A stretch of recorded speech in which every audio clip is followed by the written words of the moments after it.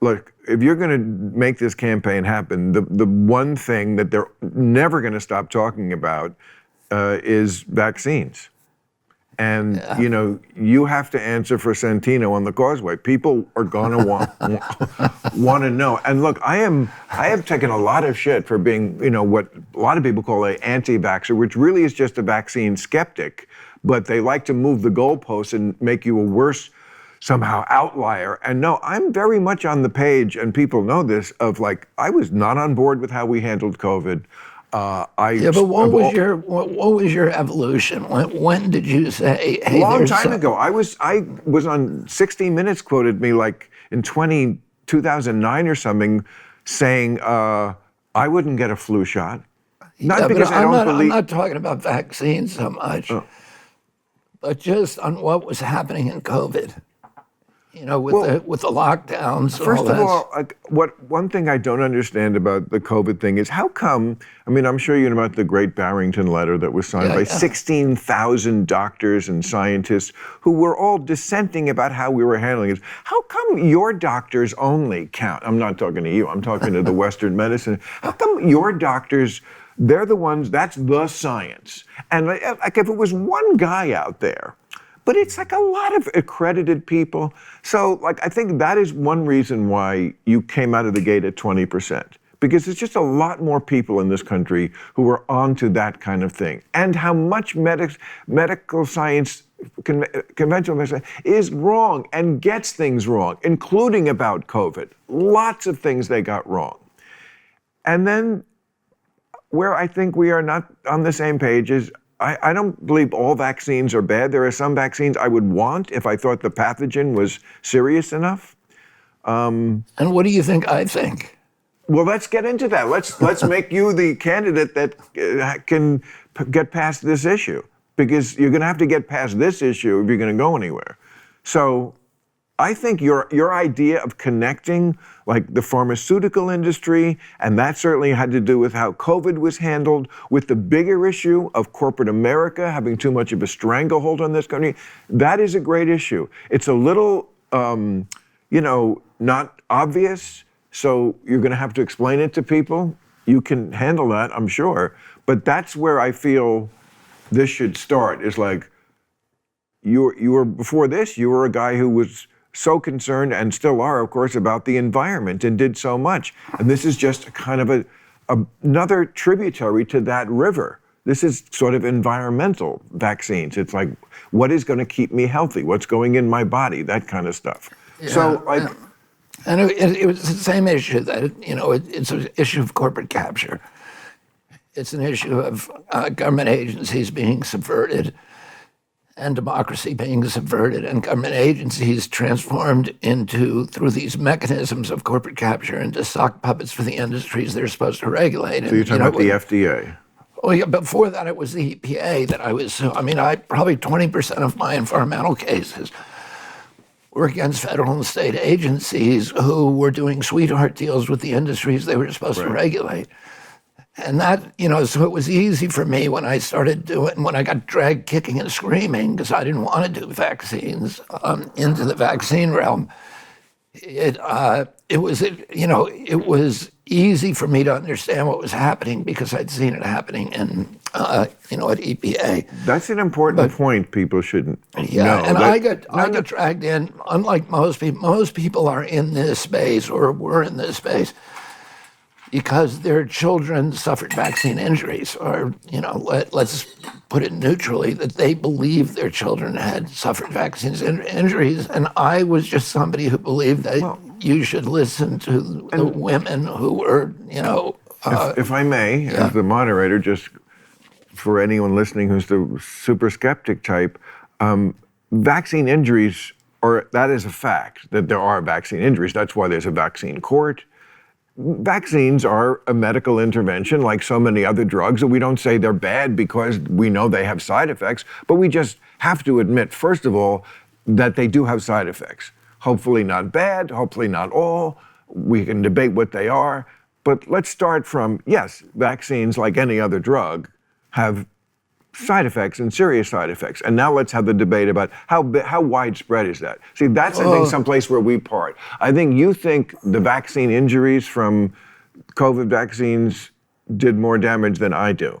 Well, see, I don't have thoughts except I see the science. I'm a person who... Well, there's a lot of... You can read statistics many ways. And you can cherry pick and leave things out, which is what they do. And that's why you need to read science critically to make sure that's not being done, which is what I try to do. But in terms of the regular vaccine schedule, CDC had been telling people for many, many years that injuries were 1 in a million. CDC recognized, the reason the Vaccine Act was passed that gave immunity from liability to these companies is because they said the vaccines could not be produced, that they were unavoidably unsafe.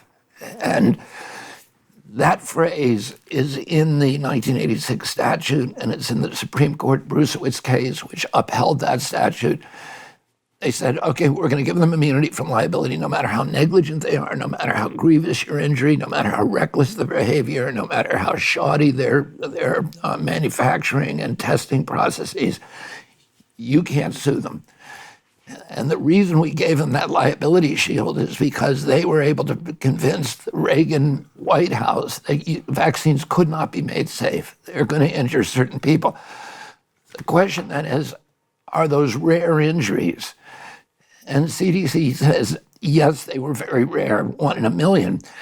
But when CDC finally studied that question in a study called the Lazarus study, which was published in Pediatrics, I think it was Pediatrics in 2010, and anybody can look this up. What they found is that the actual rate of injury was about, I think, 2.3%, which is 1 out of every 37 people. And so that had injury claims, that they made claims to their insurance company. From what vaccine? From all vaccines. The average injury rate is 1 in 37. What is the range of that injury? If my arm swells up for a day, does that count as part of it? It was injuries for which people made claims, medical claims. Right. And doesn't mean that those medical claims are valid. And when people have looked at this, what they've said is, a lot of the people who make claims, they don't let you know that they have some pre-existing condition. So it could... Well, yeah, but there's listen, 54% of Americans have chronic disease. Oh, yeah. So, right. You're supposed to design the product for all the people, not just for the Avengers. That's why, where I am with you is I do not believe you can make me get a vaccine. You should not. Well, yeah, I believe people should have a choice. That's all. I believe the vaccine, again, I don't think you do. I think the vaccine saved millions of lives because people who were not healthy, they needed the vaccine. I just didn't want you to force it on me because I don't feel like I need it. And I should be able to make that decision about how I handle my health, especially since, again, there are all these other thousands of doctors that have to count too. Okay? Yeah, so I just would say this. I'm not anti-vaccine, but I am pro-science. And when CDC actually, CDC for many years has said vaccines saved millions and millions of lives.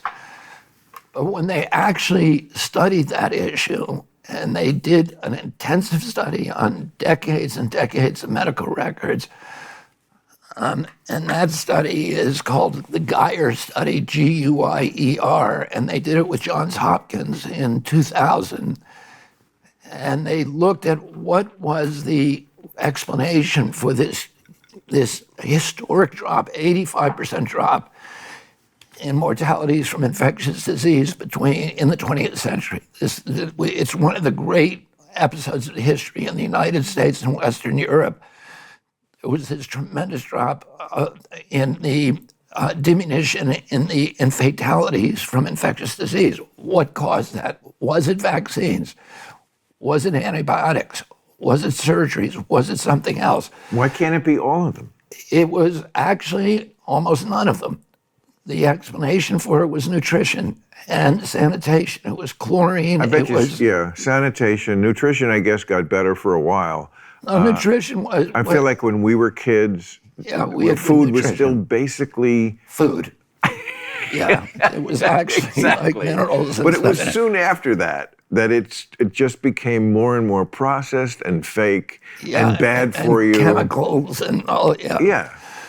So anyway, CDC has studied that issue, and their verdict on it was that is not true. And there's many other studies. There's another famous study called McKinley and McKinley that says that fewer than 1% of the decline in mortalities from infectious disease can be attributed to all medical interventions, including surgeries, antibiotics, and vaccines. The real heroes of human health in this country were engineers. They weren't, there wasn't the medical community. That's true. It's true of war, too. More people usually die of, in the Civil War, more died of dysentery than the bullets. It was much more the pooping than the getting shot. I mean, that's just, Hey, thanks for watching the clip. Hit the subscribe button now so you never miss out on our Club Random content that's posted daily.